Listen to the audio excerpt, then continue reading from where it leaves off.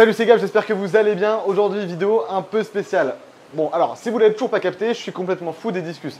Les discus c'est des poissons que j'élève et que je reproduis depuis pas mal de temps maintenant. Et c'est vrai qu'il y a des choses que je connais pas parce que on n'est jamais expert dans ce domaine. Et j'ai beau avoir des connaissances par rapport à ce que j'ai pu faire moi-même, je suis loin d'être expert. Donc évidemment aujourd'hui on va parler d'un point très particulier, très touchy j'ai envie de dire même. Donc qui va apporter énormément de complexité. Donc déjà, si vous êtes passionné de discus, regardez la vidéo jusqu'à la fin, vous allez voir, il y a peut-être des choses que vous n'allez pas forcément connaître de base, que vous allez peut-être découvrir dans cette vidéo. Si vous n'êtes pas du tout connaisseur du discus, vous inquiétez pas. Aujourd'hui, on va simplement voir les grandes lignes, la partie émergée de l'iceberg. Et si vous voulez voir la suite, ce sera dans les liens en description.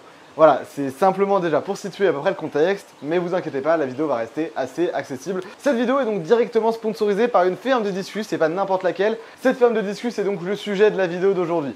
J'espère qu'on se retrouvera là-bas sur place pour directement faire une immersion dans la ferme et voir tout en détail ses installations, etc. Aujourd'hui, on ne va pas parler de l'installation ni de la ferme en elle-même, mais seulement du protocole et du type de poisson que produit cette ferme.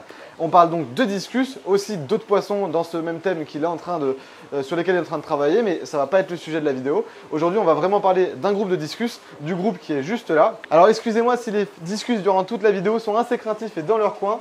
C'est vrai que ça fait pas longtemps qu'ils sont dans cet aquarium. Vous l'avez vu, l'installation de la batterie, on l'a fait là, il y a 2 semaines maintenant, donc ils sont depuis 2 semaines dans l'aquarium.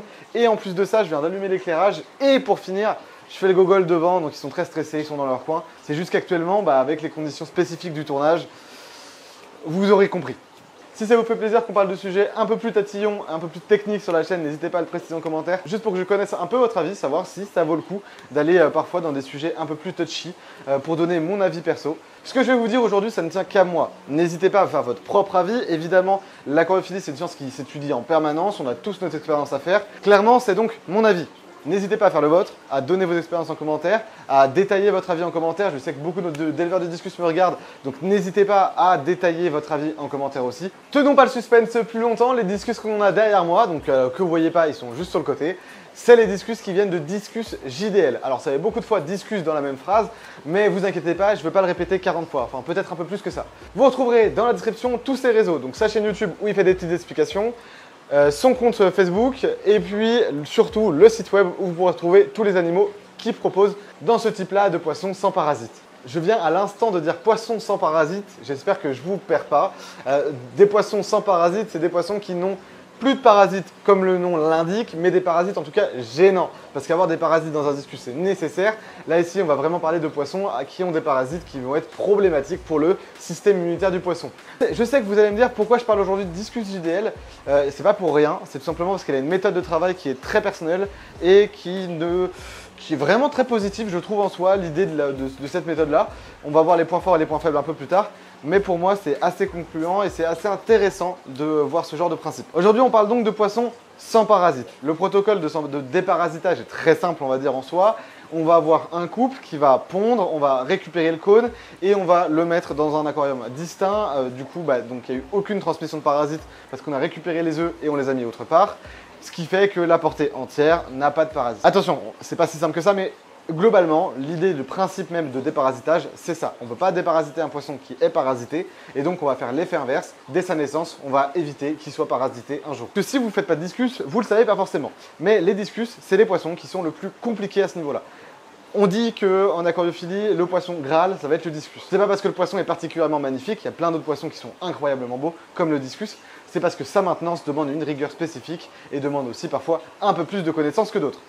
On a beaucoup plus de problèmes de maladies avec les discus qu'avec d'autres poissons, ce qui fait que ça donne vraiment cet effet un peu plus poisson Graal de l'aquariophilie. Parfois, on a beaucoup de mortalité, parfois pas. En tout cas, c'est des points qu'il faut prendre en compte. Et justement, ce problème de maladie, c'est ce qu'essaye de résoudre Jérôme ici, dans sa ferme. Le parasitisme chez les poissons, en règle générale, il n'y a rien de négatif.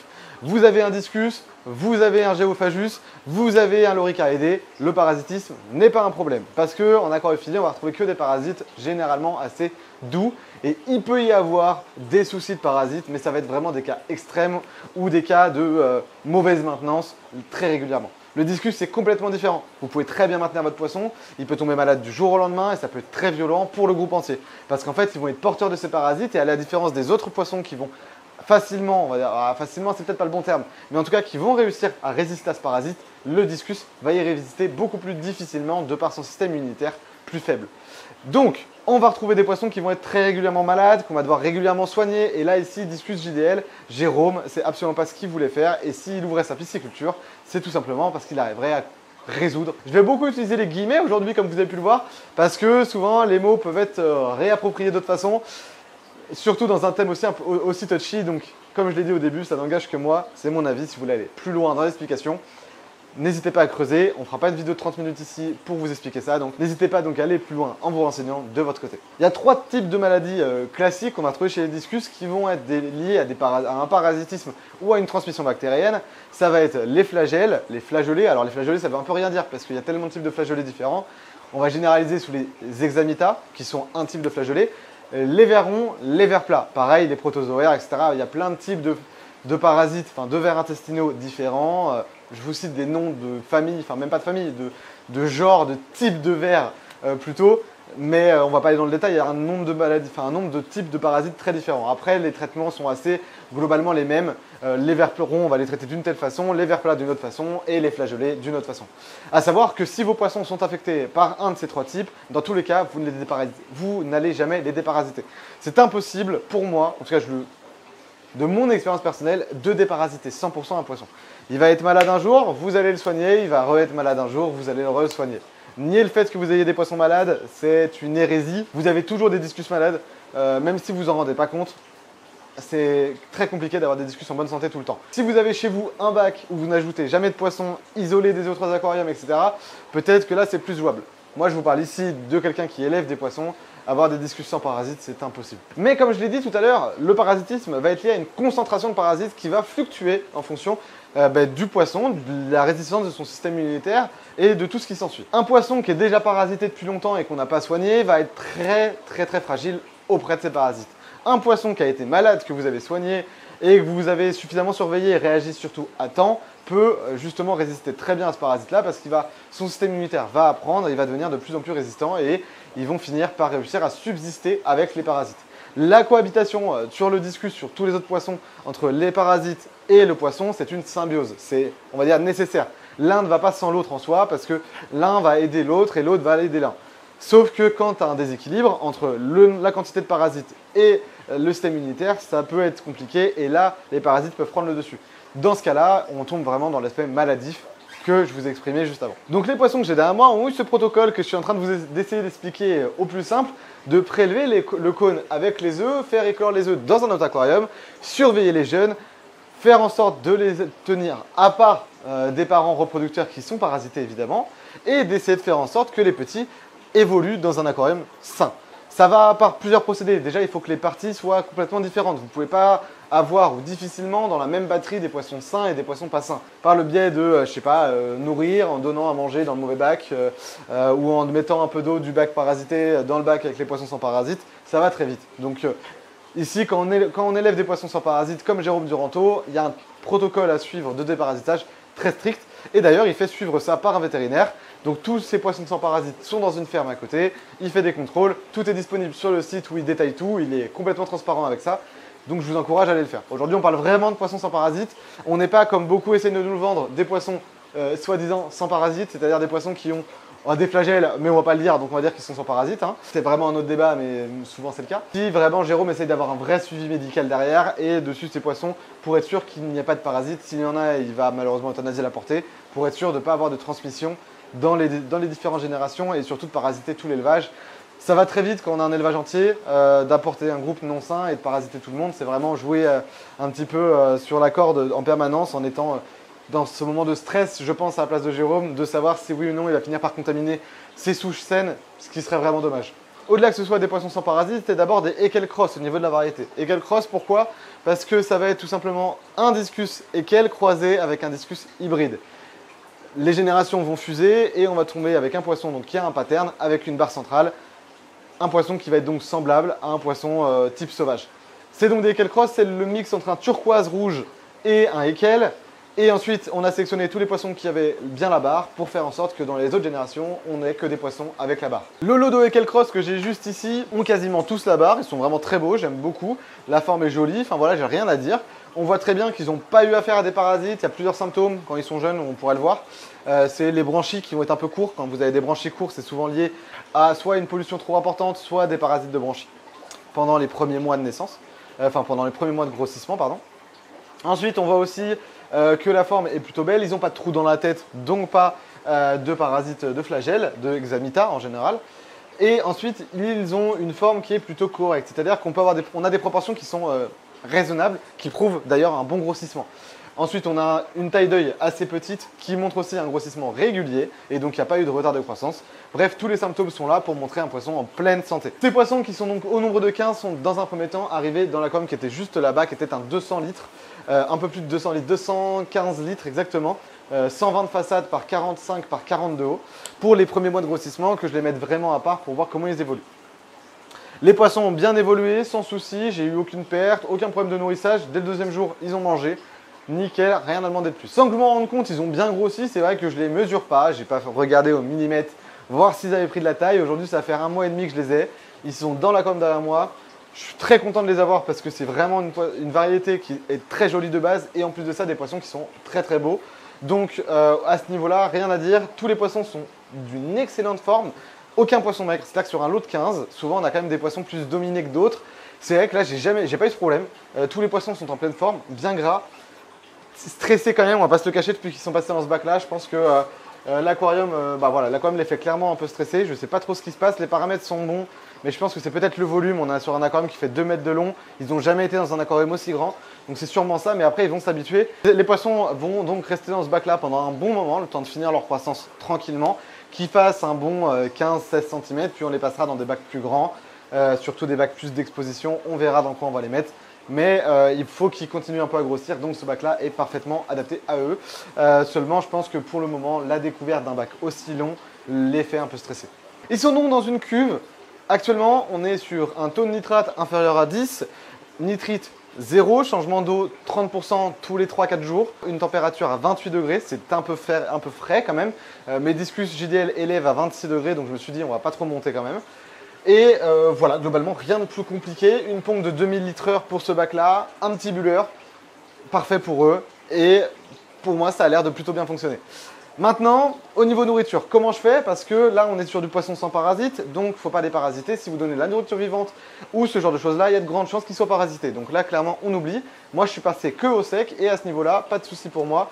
Je nourris avec du chlorella et mon deuxième pot qui est, hop là, juste ici, açaï, taille XL à chaque fois. Donc là, c'est des pots de XXL, mais c'est du XL parce qu'en fait, je récupère des gros pots de XL que je conditionne dans des petits pots qui sont des pots de XXL. Donc je donne du açaï qui est pour raffermir les couleurs et du chlorella qui est là pour avoir un apport en algues pour les poissons et aussi apporter un peu plus de bleu, etc. C'est un peu comme la spiruline, on va dire. La chlorella, c'est un type de complément alimentaire similaire. Donc je donne cette nourriture-là, pour moi très très bonne. Je pense qu'il y a aussi d'autres marques qu'on peut utiliser. Hein. Moi, je pense que simplement le sec, c'est mieux. Depuis que je nourris qu'au sec, j'ai l'impression d'avoir moins de problèmes. Et regardez. Voilà, vous les voyez dans le fond. Et pourtant, j'ai juste pris le pot. Hein. C'est-à-dire qu'ils sont super stressés parce que j'ai fait l'éclairage et tout et que pourtant, aucun problème. On va même les nourrir en direct. C'est clairement, là, je donne une grosse pincée. Hein. Donc, j'en donne quand même beaucoup de nourriture. Et dans 30-40 secondes, il n'y en aura plus parce qu'ils vont s'être jetés dessus. Et là, vous pouvez d'ailleurs voir que toutes les formes, toutes les tailles sont très homogènes, que les poissons globalement, ils sont très vifs et il n'y en a pas un seul qui sort de l'eau. Souvent, quand on a des poissons en grossissement, des groupes de poissons en grossissement, il y en a toujours un, deux, plus calmes, plus réticents, qui vont pas trop aller chercher à manger. Là, franchement, la vivacité de ces poissons, je pense qu'elle est prouvée simplement par là. On donne quand même du granulé, hein, c'est-à-dire qu'on donne pas de la nourriture très bonne, on donne pas de la pâtée, on donne pas tout ça. Et pourtant, ils se jettent tous dessus. Il n'y en a pas un pour rattraper l'autre, ils sont vraiment tous dessus. Et pourtant, je les nourris à peu près entre 3, 4, 5, 6 fois par jour. Tout va dépendre de la journée, du temps que j'ai à consacrer, parce que malheureusement, je ne suis pas tout le temps dans le local. Mais quand je suis là, en tout cas, si je suis là toute la journée, ils vont manger 4, 5, 6 fois. Et puis quand je suis pas là, plutôt 3 fois dans la journée tranquillement. Mais aucun problème à ce niveau-là. Et puis ils grossissent très bien. Quand je les ai récupérés, ils devaient faire franchement un bon centimètre de moins. Donc là, ça veut dire qu'en l'espace d'un mois et demi, ils ont pris un bon centimètre. ce qui est un grossissement très correct pour des poissons de cet âge-là. Maintenant, on va parler de l'intérêt du poisson sans parasite. Vous l'avez compris, globalement, c'est d'avoir moins de maladies. Mais ça engage aussi d'autres choses. C'est-à-dire que quand on prélève les animaux dès la naissance, enfin dès la ponte des parents, ils ne vont jamais connaître un parasite ou une bactérie. Donc on va se retrouver avec un système immunitaire plutôt prouvé nul. Enfin, c'est-à-dire que normalement, le système immunitaire est censé être très faible. Mais ça veut aussi dire autre chose. Ça veut dire que si le poisson il n'a jamais été parasité, son système immunitaire est certes peut-être plus faible à la réception de ces parasites et à l'apparition de ceux-là, mais par contre, il est beaucoup plus avenant s'il devient parasité petit à petit, à y être résistant. Parce que quand ils vont être petits, qu'ils vont devenir parasités, qu'ils vont rencontrer cette maladie très jeune, ils risquent potentiellement d'avoir des séquelles à vie et de rester très parasités à vie. Là, ce poisson-là va potentiellement pouvoir accueillir ce parasite plus tard s'il devient parasité, s'il n'est jamais parasité, aucun souci, mais il y a des chances que durant sa vie, chez vous, si vous avez des guppies, des cardinalis, n'importe quel autre poisson dans l'aquarium, que ces poissons-là transmettent des bactéries, enfin des parasites et des bactéries d'ailleurs à ces poissons. Donc il faut bien prendre tout ça en compte. Ils vont être plus fragiles, je pense, au choc bactérien. Donc par exemple, si vous mélangez plein de poissons d'un coup, ils risquent de mourir rapidement parce que rencontre de nouveaux parasites, rencontre de nouvelles bactéries, tout ça d'un coup, ça va être mortel. Ça arrive déjà beaucoup sur les poissons qu'on va importer.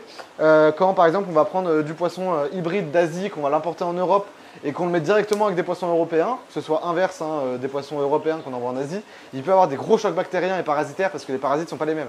Donc globalement, on est à peu près sur la même chose. On peut faire une rencontre douce en faisant un protocole de quarantaine très long pour que tout se passe bien. Mais ça veut aussi dire donc que si on fait ce protocole doux, vu que le système immunitaire n'aura jamais été affaibli, potentiellement, les poissons devraient être plus résistants. Évidemment, c'est une hypothèse, j'ai aucune preuve scientifique pour l'aborder. C'est pour moi quelque chose qui peut être intéressant à creuser, parce que là, ici, on est quand même sur des poissons qui ont bien grossi. Jérôme Dironto n'a quasiment pas de mortalité sur la croissance, parce que pas de parasites et bien élevé, donc globalement, et pas de bactéries, enfin voilà, pas de bactéries problématiques en tout cas. Étant donné qu'il n'a pas de problème de maladie, il a un taux de réussite énorme dans la ponte et dans l'élevage des poissons. Ça veut forcément dire qu'à un moment donné, ce protocole-là n'est pas si mauvais. Enfin, c'est intéressant de le creuser. Par contre, on a eu aussi des retours où des gens ont mélangé ces poissons-là avec d'autres discus et où il y a de la mortalité. Oui, forcément, c'est des poissons qui ont un système immunitaire qui ne connaît pas ce type de bactéries, qui ne connaît pas ces nouveaux parasites. Donc quand on mélange tout le monde d'un coup, ça peut créer des drames. Mais c'est quelque chose qu'il faut prendre en compte. Là, ici, on va s'assurer d'une qualité en passant chez les discus JDL. Mais je pense qu'il faut leur prévoir leur aquarium. C'est-à-dire un aquarium nu, strict, à part des autres poissons, avec un protocole de nourrissage. Moi personnellement, je nourris toujours ces poissons-là en premier, afin d'éviter de transmettre les parasites d'un bac à l'autre. La petite erreur que j'ai peut-être, c'est que le tuyau qui va me servir à siphonner le bac, ça va être le même que pour d'autres aquariums. Mais globalement, dans la journée, j'essaie toujours de passer par celui-là. Donc peut-être que les poissons, et même c'est sûr, dans la fish room, on a des poissons sauvages, on a d'autres poissons hybrides, ils vont être parasités à un moment donné. Mais on est quand même arrivé à des poissons qui font 12 cm avec un taux de réussite énorme, et des poissons qui sont tous en bonne santé. Donc peut-être qu'à un moment donné, on va avoir un problème de maladie qui va être apparu parce qu'ils ont récupéré les parasites, mais peut-être qu'ils vont vite y résister et qu'ils vont s'en sortir sans problème. Donc je pense que c'est à creuser. Ça peut avoir des pour et des contre. Mais c'est un protocole qui, moi, m'intéresse beaucoup parce que je ne me suis pas pris la tête avec ces poissons. Je ne me suis pas dit, mince, je les ai reçus. Parce que oui, quand on les reçoit souvent, quand on reçoit un groupe de discus, quand on reçoit des jeunes, ça peut nous arriver d'avoir des problèmes bactériens, des problèmes de parasites, d'avoir des poissons qui vont être plus faibles ou autre. Non, là je suis arrivé, les poissons étaient tous bien. Alors qu'ils ont eu presque 48 heures de transport entre le retour du Pays-Bas à chez moi et les poissons venaient quand même de passer donc de France aux Pays-Bas à Vivarium. Je les récupère au Vivarium 3 jours plus tard. Et je les reprends 72 heures en poche et je les récupère là. Même dans le transport, il y a une poche qui a percé et qui était quasiment vide. J'ai dû remettre avec de l'eau du robinet en urgence jusqu'à ce que je rentre 6 heures plus tard et les poissons étaient toujours vivants. Enfin, moi je trouve que le protocole de sans parasites fait que les poissons sont plus solides. Ça c'est strict et sûr. J'ai l'impression que les poissons n'ont vraiment rien à craindre. Ils résistent à tout. Tout ce qui va être choc brutal. Ils résistent avec une température fraîche. Ils résistent avec un nourrissage en granulé, ce qui n'est pas toujours le cas. Parfois les poissons ont du mal à manger granulé. Donc globalement à ce niveau-là, j'ai rien à dire. Ensuite, peut-être que oui, si vous les mélangez avec vos d'autres poissons, avec d'autres discus, ça peut poser problème. Mais si vous faites un bon protocole de quarantaine, pour moi, ça ne doit pas poser de problème. Je suis très convaincu par ces poissons, donc je remercie Jérôme, je pense que tu vas voir cette vidéo, donc je te remercie énormément pour ces poissons. J'en suis très content, ils grossissent très bien. Je vous tiendrai au courant de voir comment l'évolution de ces poissons sans parasites va évoluer. Aujourd'hui, il n'y a pas de sel blanche, il n'y a rien dans le fond. il n'y a pas de sel flagelleuse. Pour l'instant, je pense qu'on est pas mal au niveau sans parasites. Malgré tout, c'est sûr qu'ils vont l'être à un moment donné. Faut pas se cacher les faits. J'ai toutes sortes de poissons dans la fish room. Ils vont être parasités. Mais est-ce que le passage du sans parasite à parasite va vraiment poser problème? Merci encore Jérôme pour ces poissons. C'était mon avis. Ça n'engage que moi, n'hésitez pas à détailler. Je sais qu'il y a plein de choses que j'ai pas dit. Je suis pas allé trop dans les points spécifiques du type de parasite et autres. Si vous voulez détailler, n'hésitez pas à le faire en commentaire. N'hésitez pas à aller voir le site de Jérôme que je vous mets en description évidemment. Bref, on se retrouve vendredi prochain pour une autre vidéo. Merci d'avoir regardé. Abonnez-vous, likez évidemment, ça me fait plaisir. Salut, c'était Gab, à bientôt.